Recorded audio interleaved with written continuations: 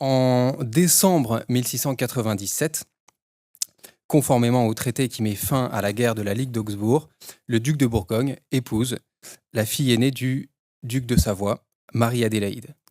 À cette occasion, Madame de Maintenon rédige un avis à Madame la princesse de Savoie dans le temps qu'elle épousa Monseigneur le duc de Bourgogne, et voici ce qu'on peut y lire.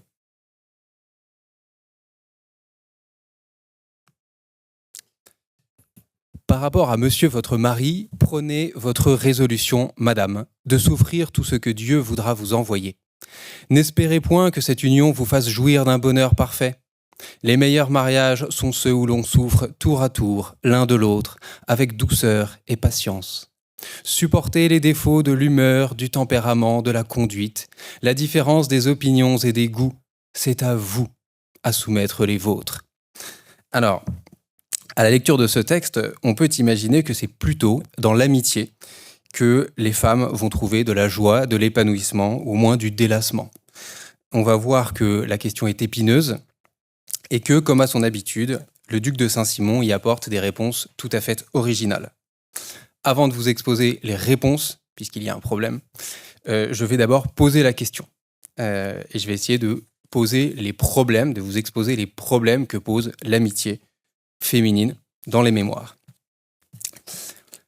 Avant même de parler de l'amitié féminine, l'amitié tout court pose problème, dans la mesure où elle est rare, elle est précieuse. On peut ici citer Montaigne. Ce que nous appelons ordinairement amis et amitiés, ce ne sont qu'accointances et familiarités nouées par quelque occasion ou commodité, par le moyen de laquelle nos âmes s'entretiennent. Les vraies amitiés, il faut tant de rencontres à les bâtir que c'est beaucoup si la fortune y arrive une fois en 3 siècles, écrit Montaigne. À quoi s'ajoute La Rochefoucauld, quelque rare que soit le véritable amour, il l'aime moins que la véritable amitié. L'amitié est rare entre les hommes. On va voir qu'elle est encore plus rare, aux yeux de Saint-Simon et de ses contemporains, entre les femmes. Pourquoi ? L'amitié féminine ne dispose pas de modèle. Elle est en quelque sorte un impensé dans la culture de l'Antiquité et de l'Ancien Régime. Achille et Patrocle, Oreste et Pylade, Cicéron et Atticus, Scipion et Lélius et tant d'autres n'ont pas de pendant féminin, ou très peu. Or, toute la tradition philosophique, toute la théorie de l'amitié repose sur ce socle que représentent les modèles.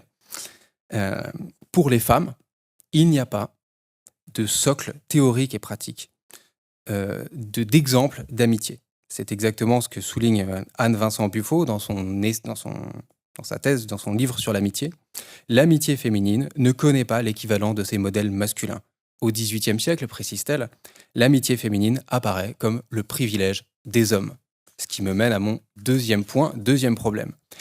Pour les femmes, les conditions matérielles ne sont pas réunies pour qu'une amitié puisse se vivre, s'exprimer. L'absence de solitude, l'absence de liberté que regrettera, que condamnera Virginia Woolf bien plus tard, existe évidemment déjà au XVIIIe siècle.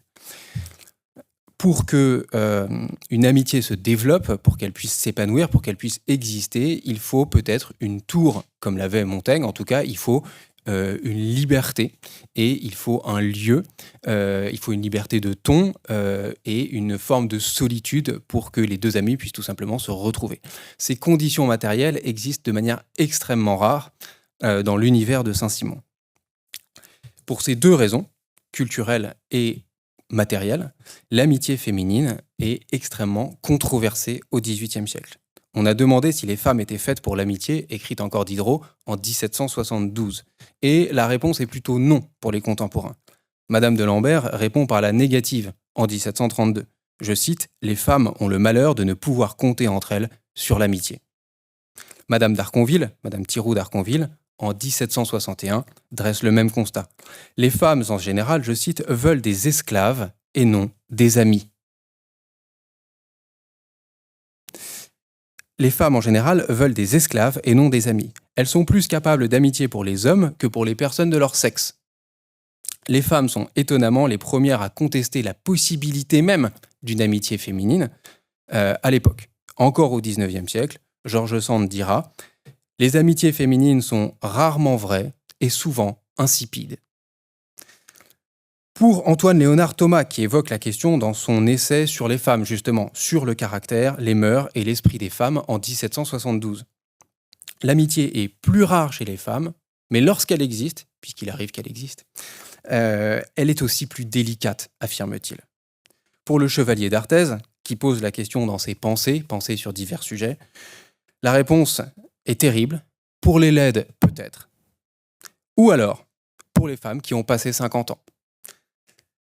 En conclusion, Frédéric Gerson conclut pour nous, dans son ouvrage sur l'amitié au XVIIIe siècle, l'âge des Lumières, dit-il, ne croyait pas que les femmes entre elles fussent capables d'éprouver de l'amitié.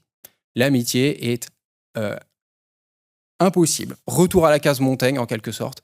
L'amitié n'est pas possible, elle n'est pas pensable même pour ces théoriciens au XVIIIe siècle.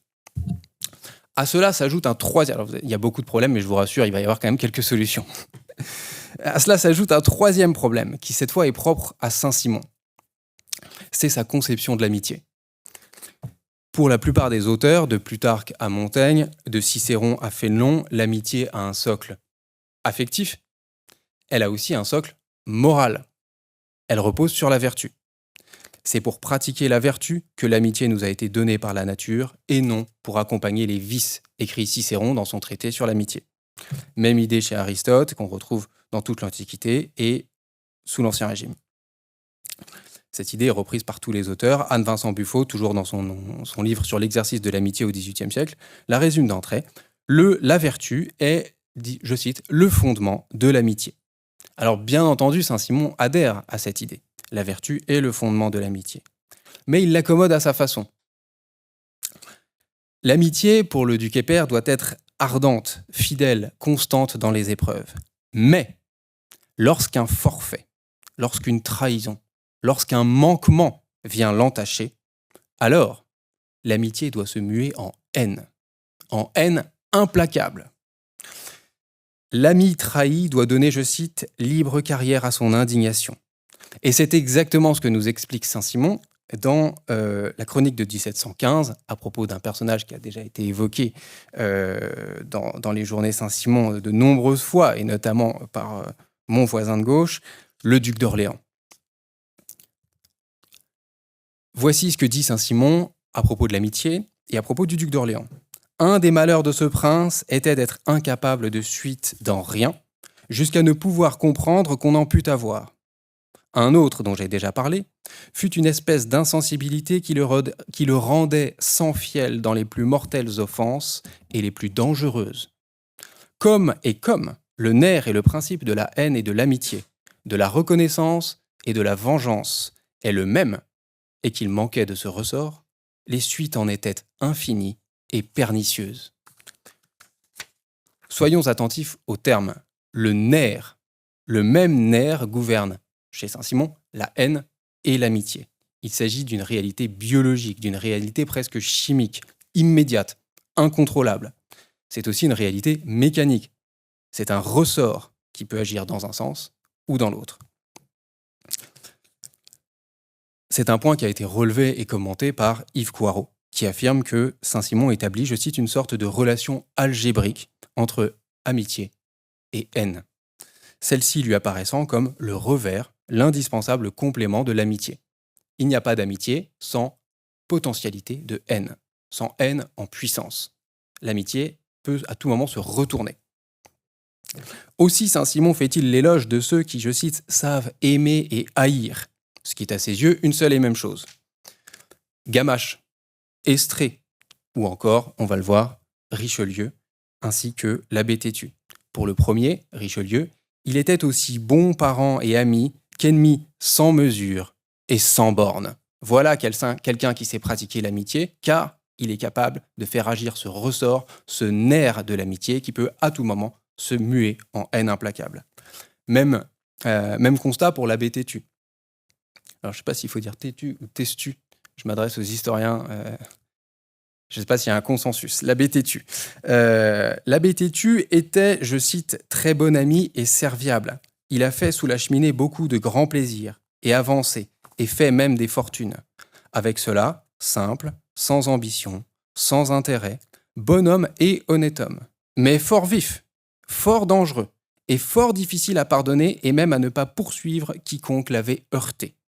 Il a fort servi l'archevêque d'Arles depuis cardinal de Mailly, et grand nombre d'autres, rompu le col aussi à quelques-uns. Voilà, là encore, quelqu'un qui sait pratiquer l'amitié, car il sait aussi pratiquer son contraire. D'un côté, donc, dans l'univers de Saint-Simon, on peut distinguer les êtres capables d'amitié et donc de haine. De l'autre, les êtres mous, sans suite, sans nerfs, sans ressort, plongés dans une indifférence paresseuse et aux yeux de Saint-Simon, je cite, pernicieuse. D'un côté, les Monte Cristo, capables d'amour véritable et donc de vengeance implacable. De l'autre, de suite, dirait Saint-Simon. De l'autre, les Oblomov, ce héros du romancier russe Goncharov, qui passe les 500 pages du roman à ne rien faire et à ne réagir à aucune sollicitation dans son divan ou dans son lit, qui sont les seuls lieux que ce héros va occuper pendant les 500 pages du roman. D'un côté, ceux qui sont capables de haine, de l'autre, incapables de la moindre réaction. Alors, quel est le problème ? Le problème, c'est que cette conception de l'amitié entre en opposition avec la conception saint-simonienne, avec la vision que se fait Saint-Simon de la femme. Et il en a été question un peu tout à l'heure. Une femme accomplie, pour le duc et père, se doit d'être douce, bonne, conciliante, apaisante. En aucun cas, elle ne peut se livrer à ces haines suivies que lui-même vante et recherche parfois, et dont il fait l'éloge chez Richelieu, l'abbé Tétu, Gamache, Estrée, etc. Non, dans sa vision du monde, les affects féminins doivent être nécessairement purs, miséricordieux, doux et humbles de cœur. En un mot, céleste, angélique. Souvent, et on en a parlé tout à l'heure, Saint-Simon évoque, je cite, la douceur naturelle de Madame de Saint-Simon, qu'il représente en train d'apaiser ses saintes colères. En 1711, dans la chronique de 1711, Madame de Saint-Simon tâche, je cite, tout dévotement d'enrayer la conversation entre Saint-Simon et la duchesse d'Orléans qui glisse très fortement loin de la charité chrétienne à l'égard du dauphin, à l'égard de Monseigneur.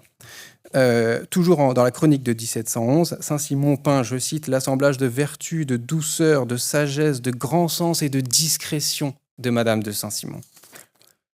Au moment de la mort du dauphin en 1712, le duc et père salue là encore la piété de Madame de Saint-Simon, à laquelle, comme il le dit, il n'atteint pas. Il loue encore sa timidité bienséante. Nimbée de lumière céleste, Madame de Saint-Simon surgit toujours pour apaiser le duc et père, telle une madone, pour calmer ses emportements, pour faire triompher la vertu, comme à la cour de la duchesse de Berry, au milieu du vice et de l'impudence. Alors, dès lors qu'on a posé ces prémices, une question se pose. Comment pratiquer l'amitié quand on est une femme ? Comment faire agir ce ressort, ce nerf ? Comment transformer la dilection en haine dès lors qu'on est voué, si on veut être une femme accomplie, à la douceur, à la bienveillance, à la miséricorde ? Alors voilà pour les problèmes, je vais maintenant tâcher d'aborder les solutions. Comment Saint-Simon envisage-t-il l'amitié féminine, puisqu'il arrive néanmoins à l'envisager, malgré cette succession d'impossibilités, malgré cette somme de problèmes. Pour Saint-Simon, la première solution qu'apporte Saint-Simon à ce triple problème, c'est ce que j'appellerais la sororité. L'amitié féminine, ne pouvant pas se vivre sur le mode de l'amitié masculine, c'est-à-dire de l'amitié qui peut se retourner en haine, se vit sur le mode, quand elle existe, sur le mode de la sororité. Deux femmes ne peuvent être amies dans les mémoires, elles peuvent être des accointances, comme dirait Montaigne, des connaissances, ou alors des sœurs, même si elles ne sont pas réellement sœurs. Il n'y a pas de juste milieu. C'est exactement ce qui se passe c'est exactement ce qui se passe entre Madame de Saint-Simon et la duchesse de Lesdiguières. Saint-Simon écrit « Elle vivait moins en cousine germaine qu'en sœur ». C'est exactement ce qui se passe encore à propos de Madame de Saint-Simon et Madame de Pontchartrain. Elles étaient plus étroitement unies que deux véritables sœurs, dit Saint-Simon. Plus loin, il parle de l'union, de l'intimité, plus que de sœurs, qui était entre Madame de Saint-Simon et elle. Elles sont des sœurs, elles sont plus encore que des sœurs. Et dans la chronique de 1798, Saint-Simon écrit Elle se trouva très heureusement née avec beaucoup de vertu, de douceur et d'esprit, toute roussie qu'elle était, beaucoup de sens et de crainte de se méprendre et de mal faire, ce qui lui donnait une timidité bienséante à son âge. Avec cela, pour peu qu'elle fût en liberté, toutes les grâces, tout le sel et tout ce qui peut rendre une femme aimable et charmante.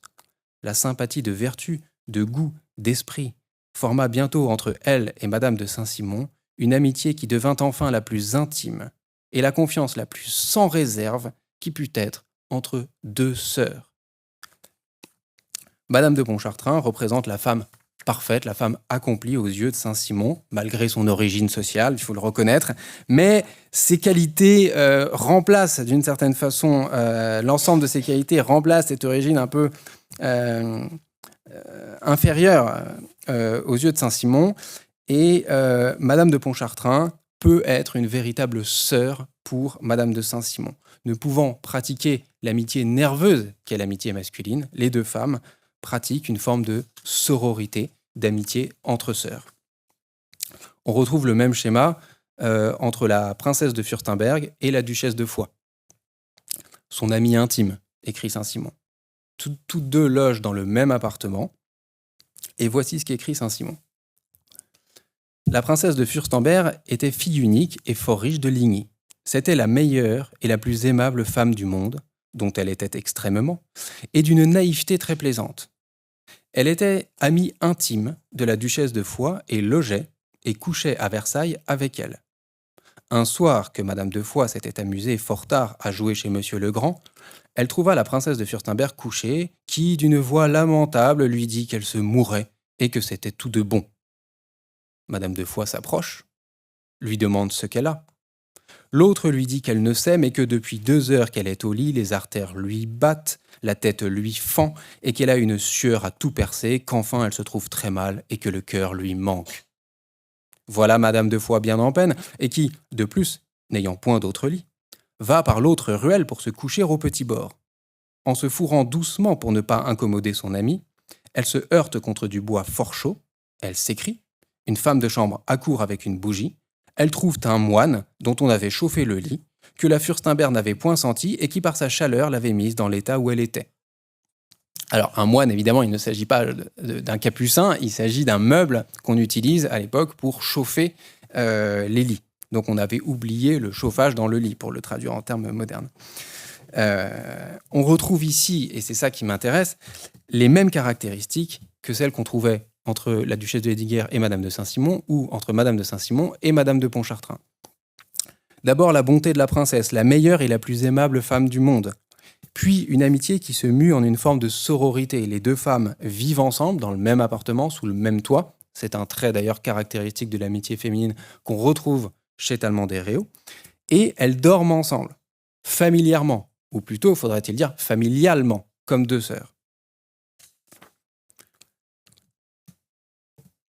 On peut d'ailleurs remarquer que ce schéma de renforcement du lien amical en sororité, de redoublement affectif, s'applique aux sœurs elles-mêmes, puisque lorsque deux sœurs sont intimes amies dans les mémoires, elles ne font plus qu'un.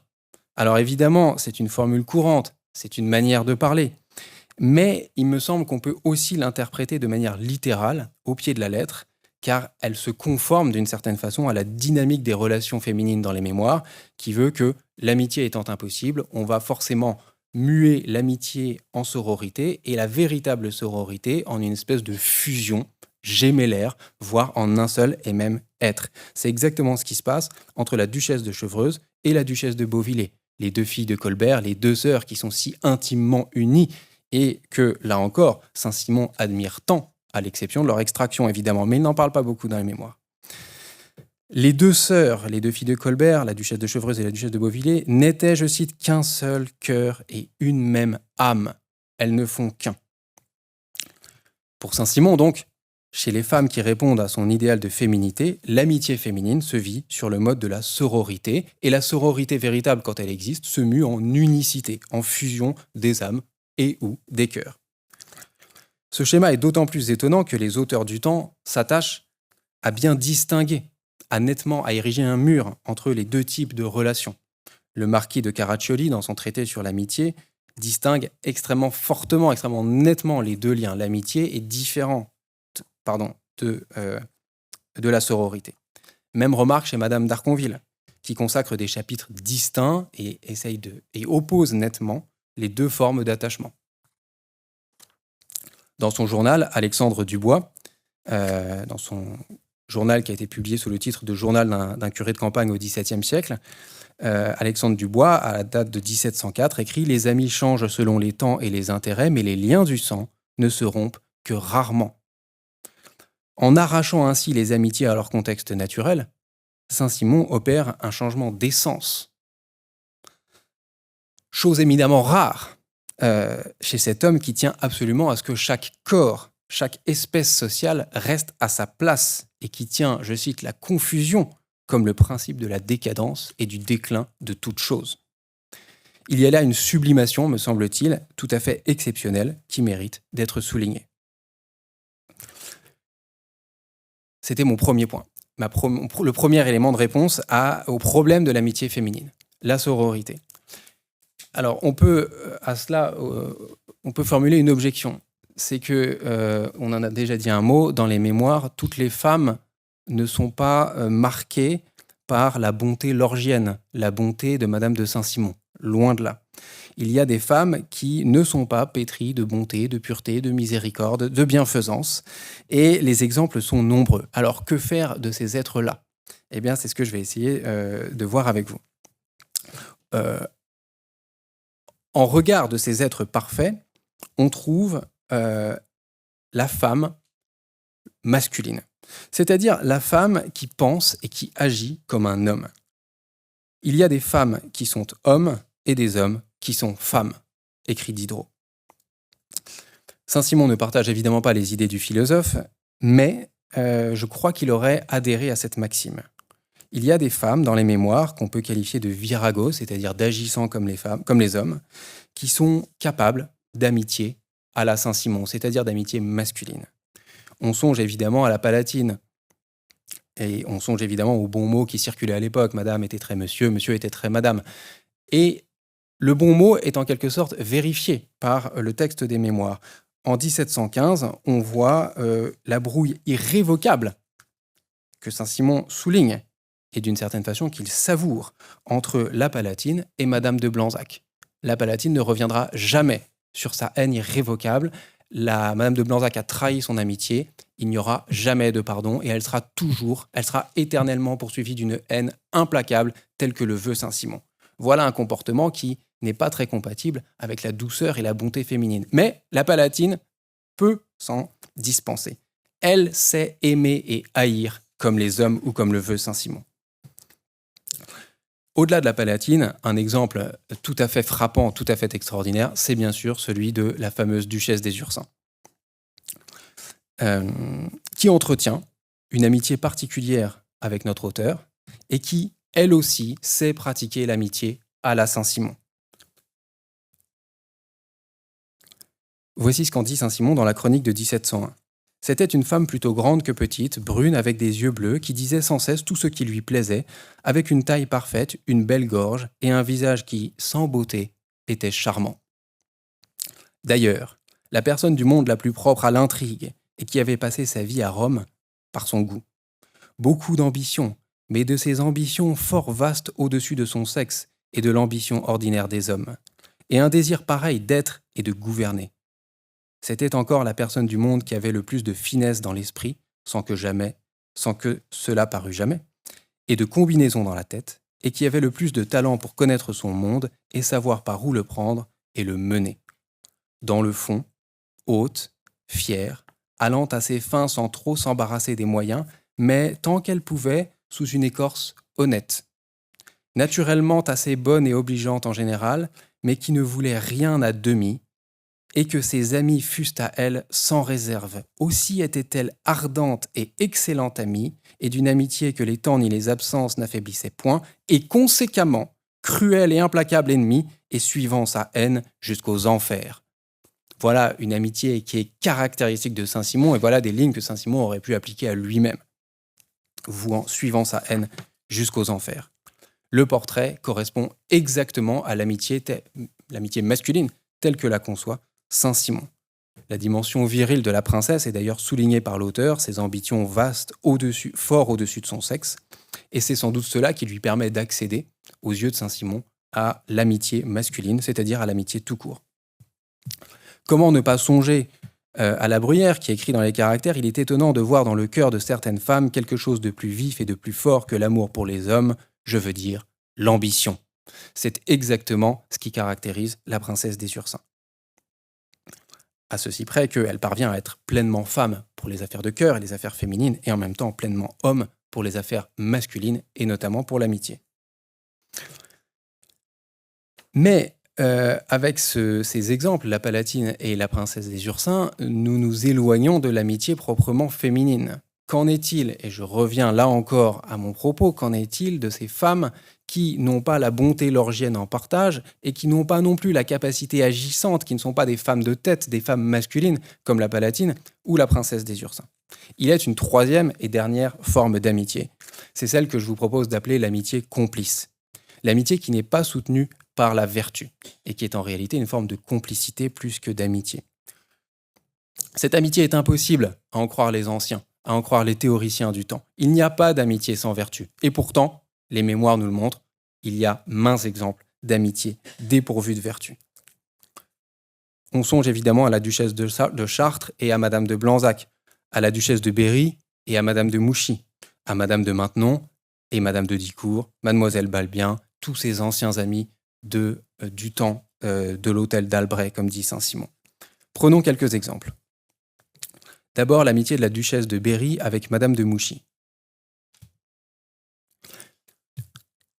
L'unique personne de son entière confiance était madame de Mouchy, dont il a été parlé précédemment, et dont les mœurs et le caractère en étaient parfaitement dignes. Outre la galanterie et la licence de la table, elle avait un talent et des ressources d'invention toutes entières de la plus horrible noirceur, une effronterie sans pareille et une avidité d'intérêt à lui faire tout entreprendre avec tout l'esprit, l'art et le manège propre à réussir.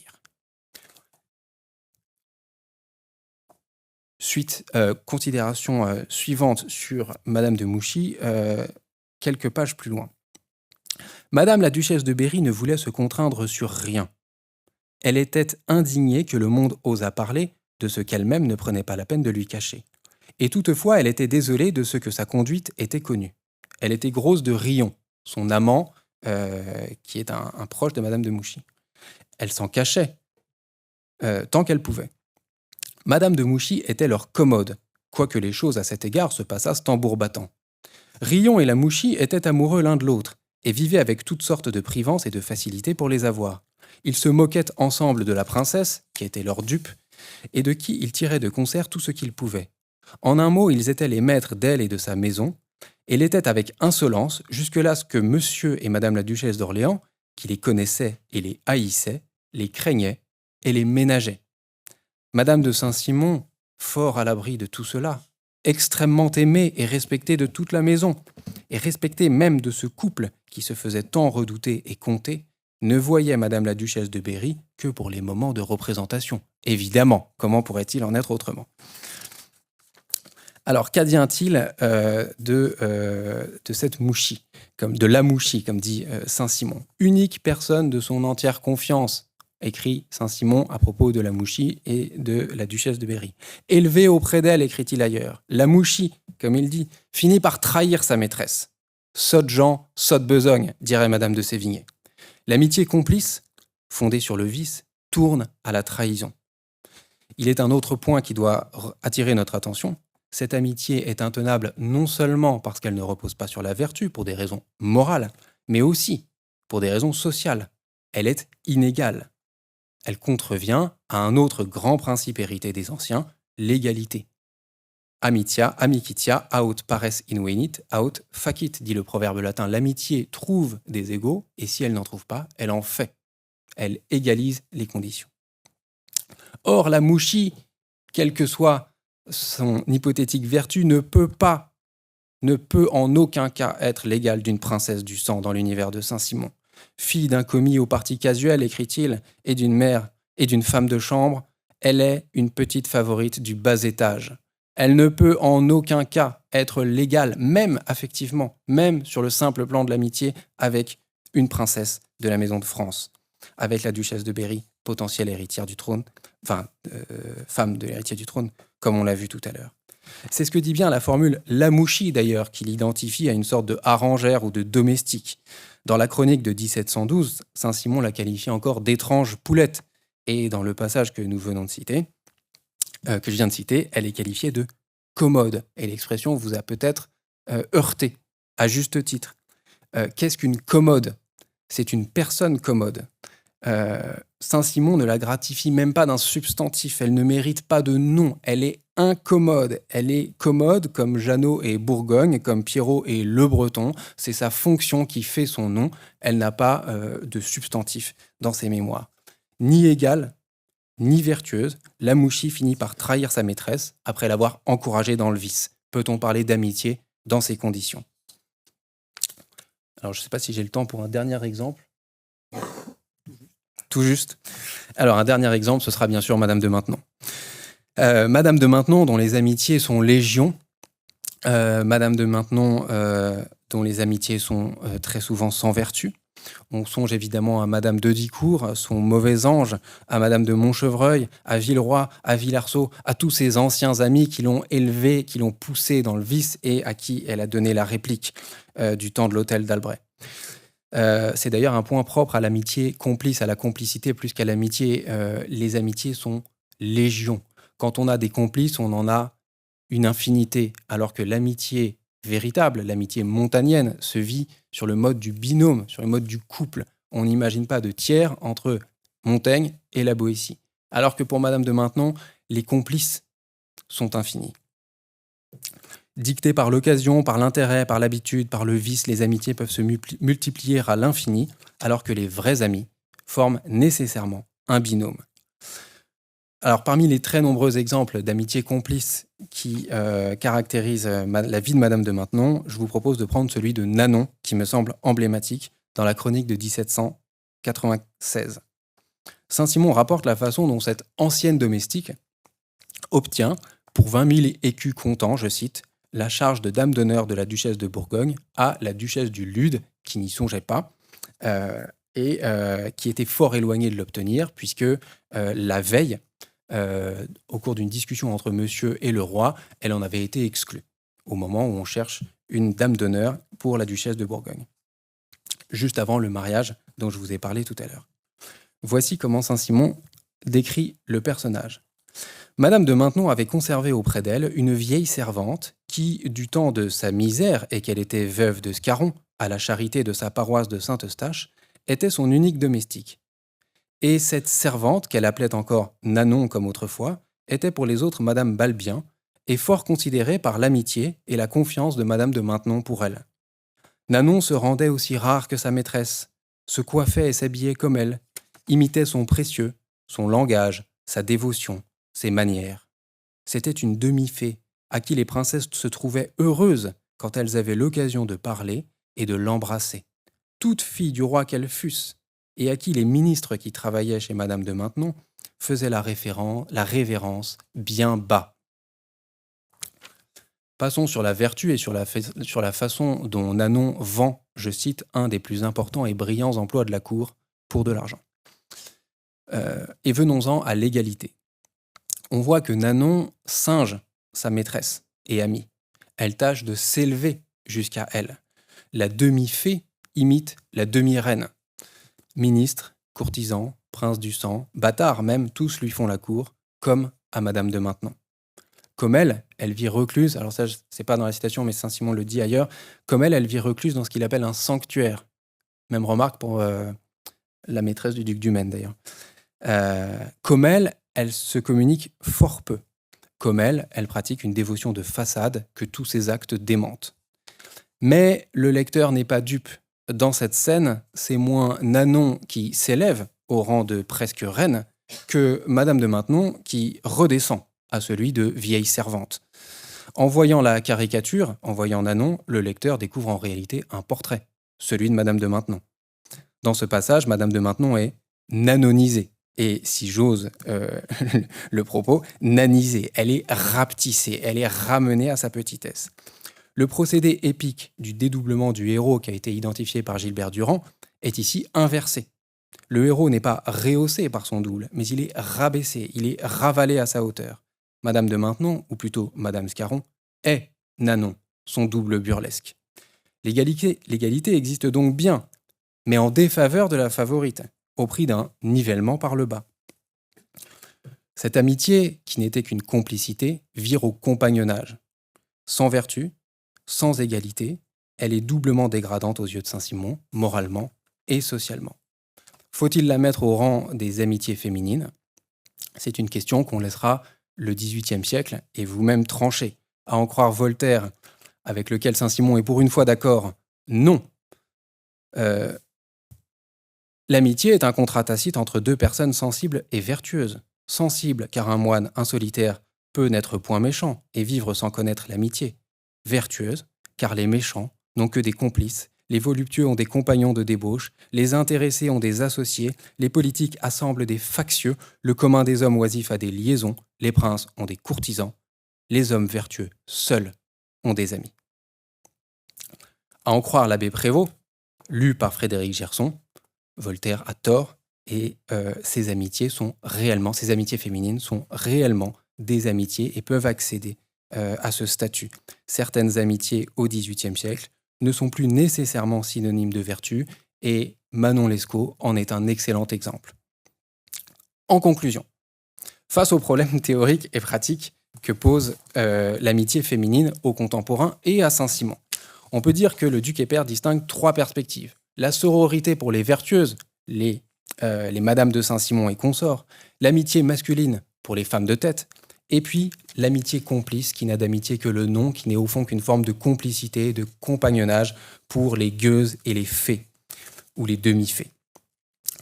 Loin de la démolition du héros, donc loin des dérèglements de la Régence, loin de la vertu paradoxale de Diderot et de Beaumarchais, Saint-Simon est donc décidément, comme son roi, nec pluribus impar. Je vous remercie.